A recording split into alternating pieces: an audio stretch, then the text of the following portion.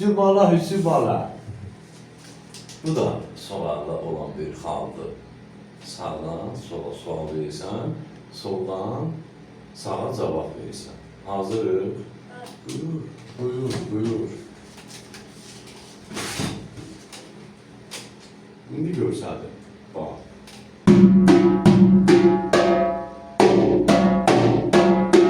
Solanda da saç verirsən ha.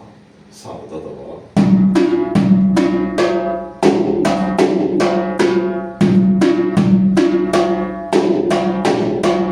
Şimdi bunun ritim, özünü çalıyorum, ritimsiz çalıyorum.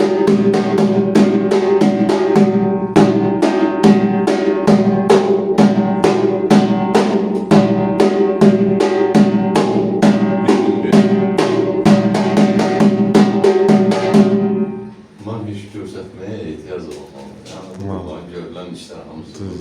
Sağ ol Ayşe baba, çok sağ ol. Bir dənə su baba, səndən bir sən nə istəyirəm, bax bunu bax. Tez özünü sağ ol.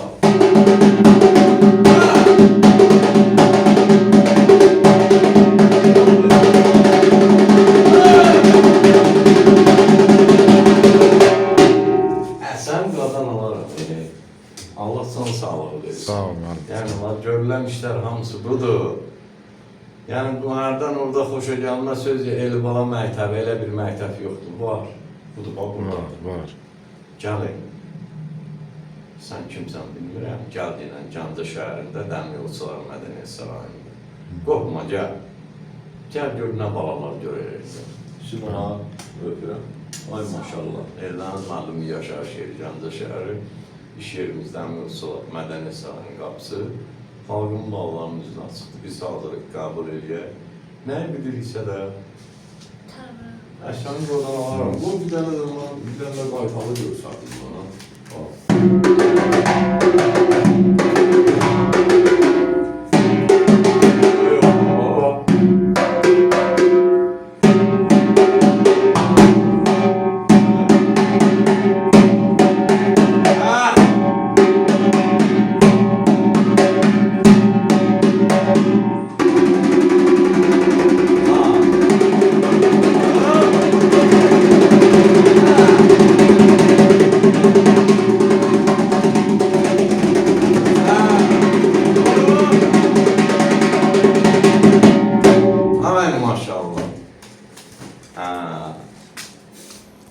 Ağsaqqal, söz səndə. Sağ ol müəllim, Allah canını sağ eləsin, əladır.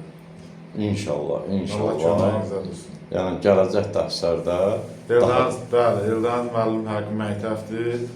Öyrənə bilmək istəyən gəlsin müəllim qəbul. Öpürəm. Sağ ol. Sağ ol, Allah köməyinizə olsun. Sağ ol. Sağ ol.